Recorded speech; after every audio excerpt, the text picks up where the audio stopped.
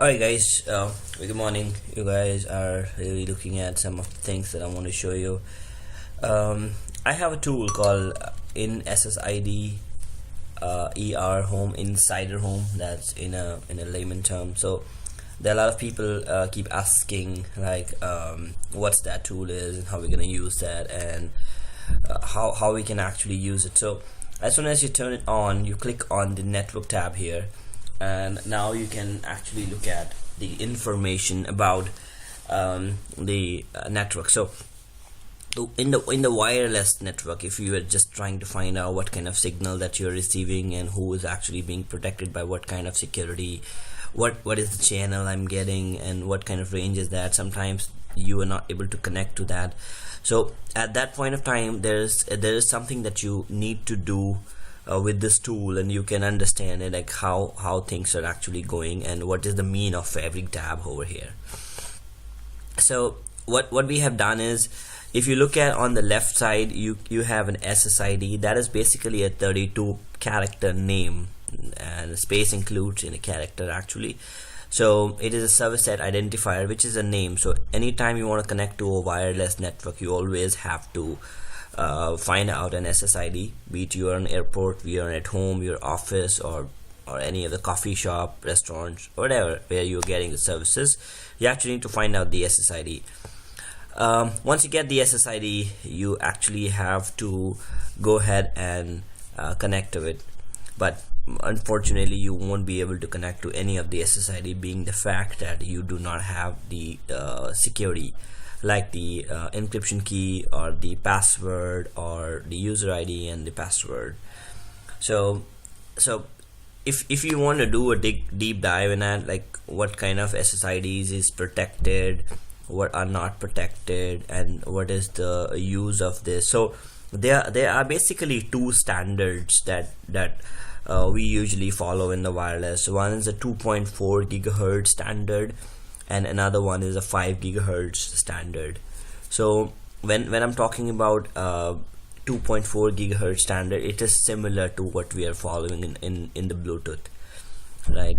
And here on 802.11 in the 5 gigahertz standard, we are using A and N and AC.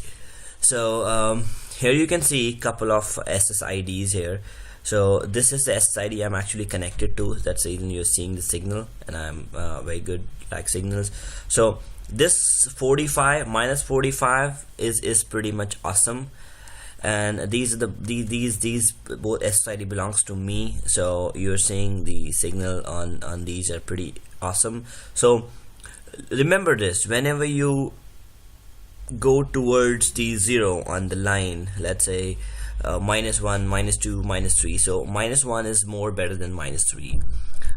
Similarly, -10 is more better than -20, right? And 1 is better than 0.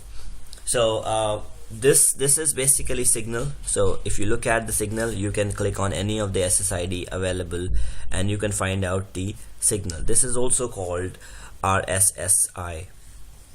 That is receiver signal strength indicator. So receiver signal strength indicator means you are a client, you have a couple of SSIDs across the place you are, and what kind of signal strength you are actually getting. So technically, if you are closer to the access point or to the Wi-Fi network, you would get more. So when I'm actually more connected to this, so it's like -41, -42, -45, 46, 64. This is something not at my area, so like it's far, like and as soon as I go down, you would see that the signal strength incrementing in negative. That means it's decremented. So when you are actually using any of the SSID, in this SSID you are seeing a channel. So in the 2.4 gigahertz we have 14 channels, right? So if you are on channel 4 and your neighbor who is broadcasting the SSID would be on channel 4, that would actually be a case of interference.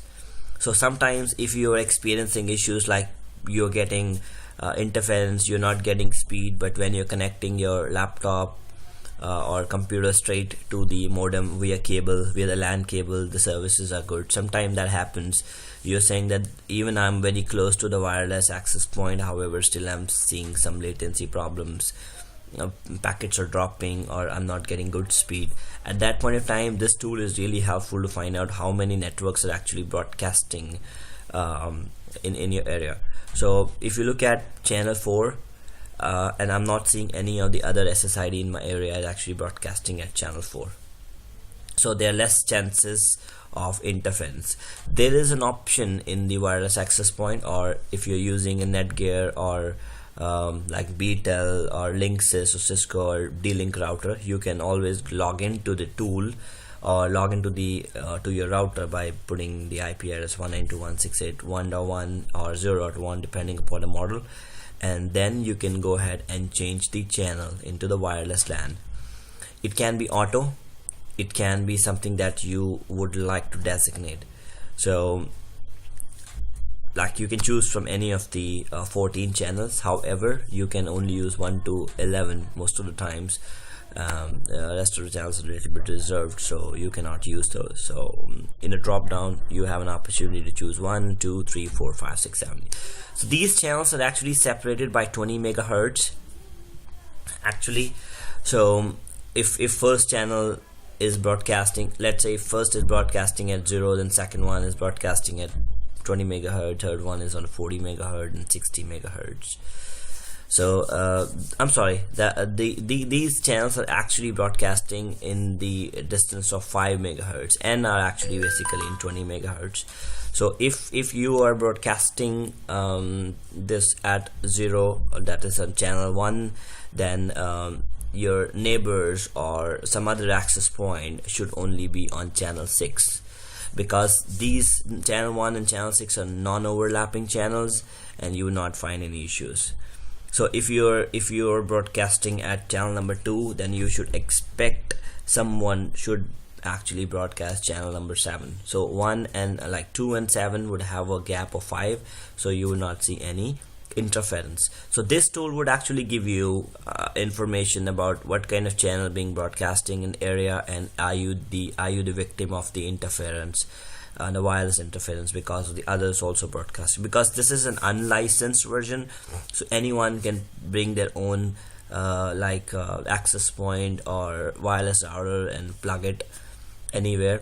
Sometimes even though you have a hotspot at your in your phone, you can always turn it on anywhere you need it. So you have a flexibility to choose the channels when you see things are actually running onto the same channel version. So in the 2.4, we have a channel of 1 to 14. You have an opportunity to search those like any of the channels you want. So let's move on to the third tab, which is security. If you look at the security, WPA2, that is Wi-Fi protected access to enterprise. This is a kind of a security, or if you look at WPA2 personal, this is a kind of a security we are using at home, right, and even at the office environment. So this is the best security. If you go back on to WEP, if you look at this tab where the security is being WEP, this is like a very weak security, which we're gonna call as a wired equivalent privacy. So in the WEP, the security can be like somebody can hack it easily, like it's a weaker security. So whatever traffic that you are sending, it's reaching to your access point and converting into wired. Then technically you would need a lot of like you would need a lot of like security threats. So I would recommend not to use that WEP at any time. Sometimes our old legacy cards, like client cards, do not accept WPA2, then we have to do that. But the newer laptops and newer devices would not actually restrict this abilities of using WEP. So you would see very less people using this. Even in the area I'm seeing it here, there are only 1 people using WEP. Right, let's come back on to our tab. So the maximum rate that we are getting is 144. So it also depends upon what kind of technology we are using. Since this is 802.11 BGN, that is 2.4 gigahertz, and in the 2.4 gigahertz, the maximum rate I'm getting 144 Mbps. So when my clients are actually communicating to the access point, let's say if we have two computers connected, computer A and computer B, these guys are able to communicate at the maximum theoretical rate of 144. This is theoretical rate, but if we're practically doing it and doing a file transfer from one PC to another PC via access point, you would not get 144 because there are a lot of other factors responding: the type of antenna, the distance, the RSSI, the interference, the attenuation, the amplification. There are a couple of things which actually matter. So we actually have to understand that 144 Mbps is not something that you are getting when you're doing a file transfer from computer A to computer B in the local WLAN, that is wireless LAN. But if you go onto the internet, if your internet provider is giving you the same speed 144, then you also cannot expect 144. So technically the internet providers are giving like 40 megs, 50 megs, and you have a LAN rate of 144, then it's not a problem because your WAN speed is always lesser, so you will not experience any issues. Generally people do not give complaints about the WLAN speed even though it's 144. 144 is not very low though.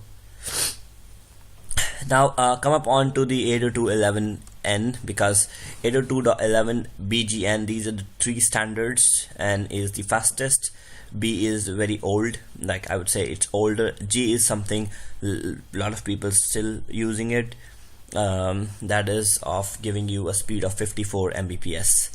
So if you're using G standard somewhere, you would not find that the speed would be 144. It would be either 54 Mbps or it would be less than that. This network type is infrastructure. When we talk about infrastructure, it means that this was made with an centralized device. It means there is a router or there is a access point involved in this. So if you are actually using infrastructure network, then you would have a capacity of connecting multiple clients. Like at home we have a wireless router, and wireless router includes an access point. So we have made an infrastructure network, so many of our devices can be connected. Like you can connect your PC, you can connect your laptop or your tablet or your cell phone or any of the Wi-Fi enabled device, phone and TVs and stuff like that.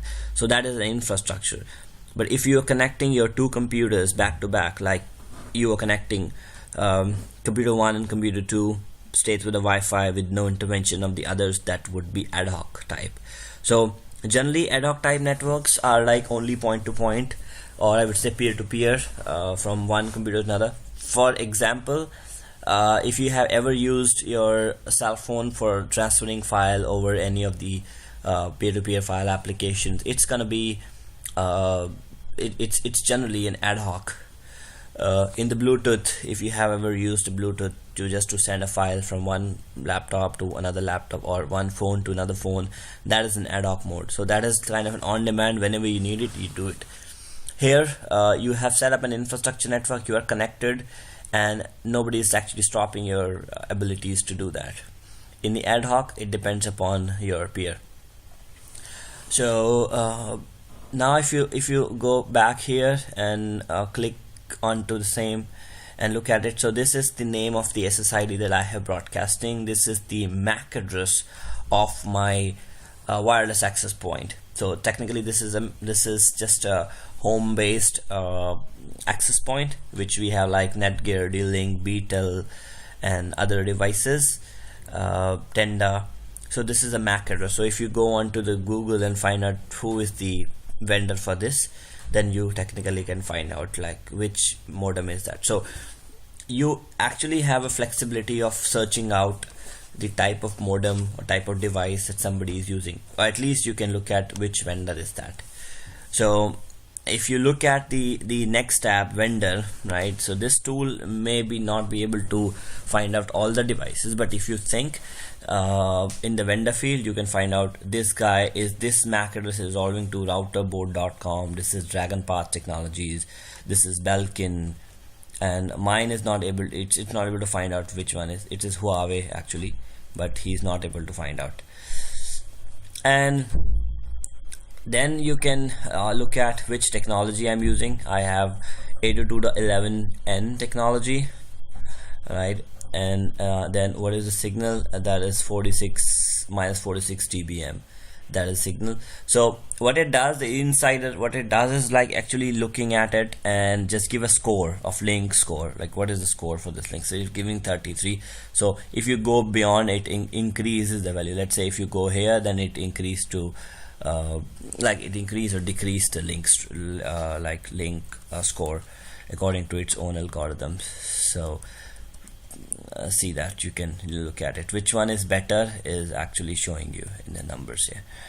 Right, I'm not sure about what is that. This is something, a tool's proprietary thing.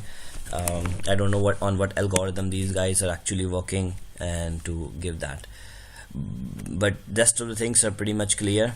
So if you want to see some of the network which is advertising in 5 gigahertz range, which would actually falling up here.